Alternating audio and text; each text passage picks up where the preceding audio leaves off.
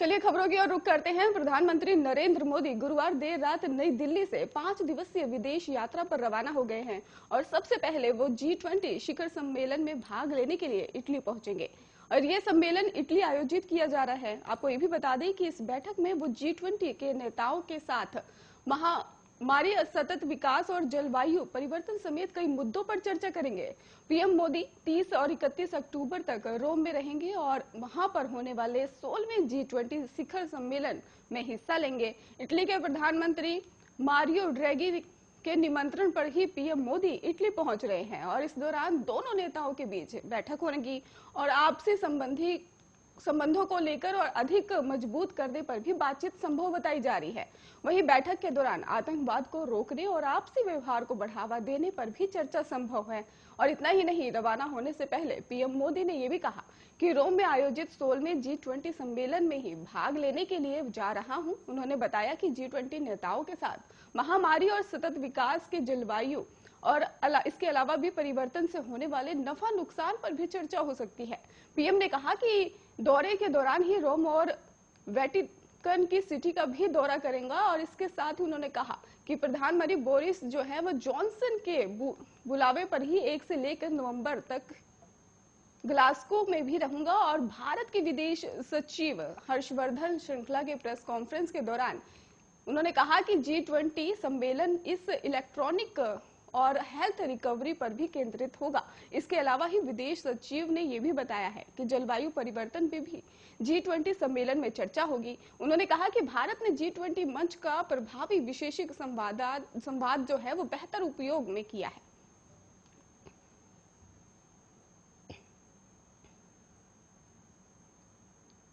रूस में कोविड-19 के मामलों में लगातार बढ़ोतरी जो है वो साफ तौर पर देखने को मिल रही है। वहीं मॉस्को में भी कामकाज पर 11 दिन की पाबंदी लागू कर दी गई है और इसके ज्यादा ही ज्यादा घरों में भी वायरस को फैलने से रोकने की कोशिश लगातार जारी है। वहीं सरकारी कोरोना वायरस कार्यबल ने यह भी जानकारी सामने रखी है कि 24 घंटे में 1159 लोगों की मौत संक्रमण से हुई है और जिसके बाद से ही मृतकों की जो कुल संख्या है वो 2,35,000 और कई हो चुकी है। देश में महामारी फैलने के बाद से ही एक दिन में मौत के जो सबसे अधिक मामले हैं वो सामने आने लगे हैं। इसके अलावा गुरुवार को संक्रमण के 40,096 नए मामले सामने आए हैं। रूस के राष्ट्रपति जो है व्लादिमीर पुतिन ने भी संक्रमण की रोकथाम के लिए ही 30 अक्टूबर तक 7 नवंबर के बीच ही कामकाज पर पाबंदी के आदेश दिया था और इस दौरान अधिकतर सरकारी संगठन और निजी व्यापार बंद करने का भी प्रावधान किया था। उन्होंने अत्यधिक प्रभावित क्षेत्रों से जल्द इसे लागू करने के लिए प्रोत्साहित किया था। कुछ क्षेत्रों के इस सप्ताह की शुरुआत से ही इसे लागू कर दिया गया।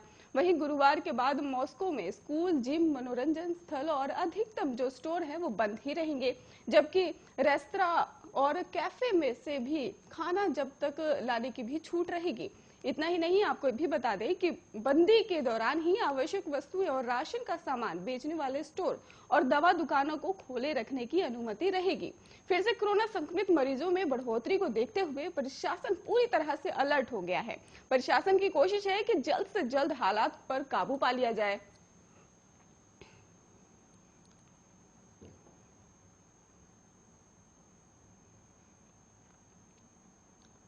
उत्तर प्रदेश में विधानसभा चुनाव का बिगुल जो है वो बज चुका है। तमाम पार्टियां अपने चुनावी अभियान से जोर शोर से जुटी हुई हैं। इस बीच आज केंद्रीय गृह मंत्री अमित शाह और यूपी विजय के मिशन पर राजधानी लखनऊ पहुंचेंगे। अमित शाह यहां बीजेपी सदस्यता अभियान को हरी झंडी दिखाएंगे और चुनाव को ही लेकर पार्टी के आला पदाधिकारियों के साथ भी मंथन करेंगे। गृह मंत्री अमित शाह आज लखनऊ में प्रदेश प्रभारी राधा मोहन सिंह और चुनाव प्रभारी धर्मेंद्र प्रधान और पार्टी के वरिष्ठ जो पदाधिकारी हैं उनके साथ बैठक भी करेंगे और इस बैठक में संभावित उम्मीदवारों को लेकर किए गए आंतरिक सर्वे पर भी चर्चा होगी। इसके आधार पर ही आगे उम्मीदवारों के नामों का ऐलान किया जाएगा और अमित शाह के सामने एक या फिर यूपी में बीजेपी की जीत का जो रेड मैप है बनाने की बड़ी चुनौती रहेगी। ये काम उन्होंने शुरू कर दिया है और अपने पिछले दौरे में भी शाह ने मिर्जापुर में विजयार्चना कॉरिडोर का भी शिलान्यास किया था और इस बार के दौरे में भी उन्हें यूपी विजय की नींव रखनी है और 5 सालों में यूपी में हालत बहुत बदल चुके हैं। चुनावी राजनीति के खेल और उसके नियम भी बदले हैं और पिछली बार अखिलेश सरकार के खिलाफ लोगों ने बीजेपी को झोली भर के वोट दिए थे।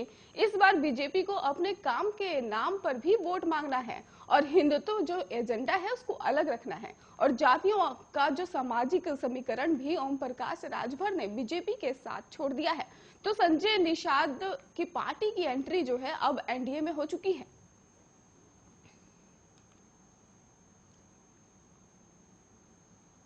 ईंधन की कीमतों में लगातार तीसरे दिन बढ़ोतरी हुई है। राष्ट्रीय राजधानी दिल्ली में पेट्रोल और डीजल की कीमतों में शुक्रवार को 35 पैसे का इजाफा किया गया है। इसके बाद से ही दिल्ली में पेट्रोल की नई कीमत बढ़कर अब 108 रुपए 64 पैसे हो गई है, जबकि डीजल की कीमत 97 रुपए 37 पैसे हो चुकी है। और मुंबई की अगर बात करें तो यहाँ फिर जो पेट्रोल के दाम बढ़कर अब 114 रुपए 47 पैसे और डीजल 105 रुपए 49 पैसे हो चुके हैं। और इसके बाद ही अब राष्ट्रीय राजधानी दिल्ली में भी पेट्रोल जो है वो 108 रुपए 29 पैसे प्रति लीटर बिक रहा है। तो वहीं डीजल का जो दाम है वो भी लगातार बढ़ता ही जा रहा है। आपको बता दें कि मध्य प्रदेश के अनूपपुर जिले में भी गुरुवार को पेट्रोल की कीमत लगातार बढ़ती ही जा रही है और डीजल की कीमतों में भी लगातार इजाफा देखने को मिल रहा है। वहीं पेट्रोल पंप संचालक ने यह भी जानकारी सामने रखी है कि अनूपपुर में भी पेट्रोल और संचालक अभिषेक जायसवाल ने बताया है कि पिछले 24 घंटे में यहां पेट्रोल की कीमत में 36 पैसे प्रति लीटर की वृद्धि हुई है, जबकि डीजल की कीमत में 33 पैसे प्रति लीटर की बढ़ोतरी देखी गई है। उन्होंने कहा कि बुधवार को ही पेट्रोल की जो कीमत है वो 120.4 रुपए प्रति लीटर और डीजल 109.17 रुपए प्रति लीटर बिक रहा है। बॉलीवुड अभिनेता शाहरुख खान के बेटे आर्यन खान मॉडल जो है मुनमुन धमेचा और अरबाज मर्चेंट को ड्रग्स केस में ही बॉम्बे हाई कोर्ट ने जमानत दे दी है और आर्यन इस समय मुंबई की ऑर्थर जेल में बंद है। और आर्यन खान, अरबाज मर्चेंट और मुनमुन धमेचा को 2 अक्टूबर को ही एनसीबी की टीम ने क्रूज से हिरासत में लिया था। जेल प्रशासन के मुताबिक सलाखों के पीछे बंद आर्यन खान को शाम 6 बजे खाना देने के वक्त उनके जमानत की जानकारी दे दी गई थी और जमानत की खबर सुनते ही आर्यन खान खिलखिलाकर उठे और उन्होंने मुस्कुराकर जेल के कर्मचारी को थैंक यू कहा।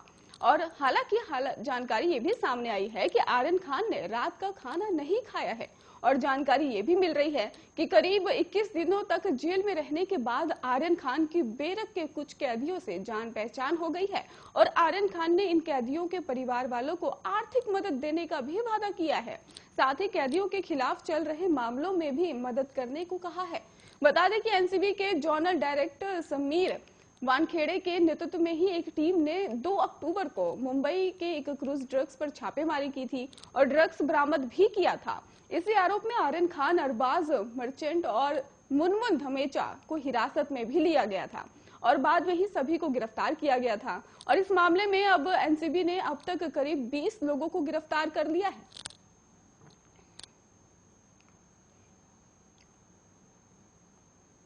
फेसबुक के सीईओ मार्क जुकरबर्ग ने भी गुरुवार को बड़ी घोषणा कर दी है। इस घोषणा में फेसबुक का नाम बदलकर मेटा कर दिया गया है। कंपनी के कनेक्ट इवेंट में ही इस बात की घोषणा की गई है और इस दौरान फेसबुक की ओर से ट्विटर पर भी लिखा गया है कि फेसबुक का नया नाम मेटा होगा। मेटावर्स बनाने में ही मदद करेगा, एक ऐसी जगह जहां हम खेलेंगे और 3D तकनीक के जरिए एक दूसरे के साथ जुड़ेंगे भी और सामाजिक जुड़ाव के अगले चैप्टर में आपका स्वागत है। फेसबुक की ओर से 15 सेकंड का ये वीडियो जारी किया गया है। इसमें ये दिखाया गया है कि फेसबुक का नाम बदलकर अब मेटा कर दिया गया है और इस वीडियो में ही मेटा का लोगो की जो जानकारी है वो भी सामने आई है कि वर्टिकल जो आर्ट है उसमें भी दर्ज किया गया मेटा लोगो ब्लू कलर के जारी किया गया है। और फेसबुक ने पिछले महीने अपने मेटावर्स तैयार करने को लेकर भी अपनी योजना के बारे में जानकारी दी थी। और आपको ये भी बता दें कि मेटावर्स शब्द का प्रयोग डिजिटल दुनिया के वर्चुअल इंटरैक्टिव स्पेस के जानने और समझाने के भी किया जाता है। आपको ये भी बता दें कि इसमें इंसान शारीरिक तौर पर ही मजबूत नहीं होते बल्कि मजबूत रहते भी हैं। और फेसबुक की जो ओर से ये नाम ऐसे वक्त में बदला गया है जब कंपनी के ऊपर कई देशों में ऑनलाइन सुरक्षा, भड़काऊ कंटेंट को नहीं रोकने के सवाल खड़े हुए थे और भारत सरकार की ओर से भी फेसबुक को खत भेजकर सोशल मीडिया कंपनी की ओर से इस्तेमाल किए जाने वाले कई तरह के प्रक्रियाओं को भी विवरण मांगा गया था।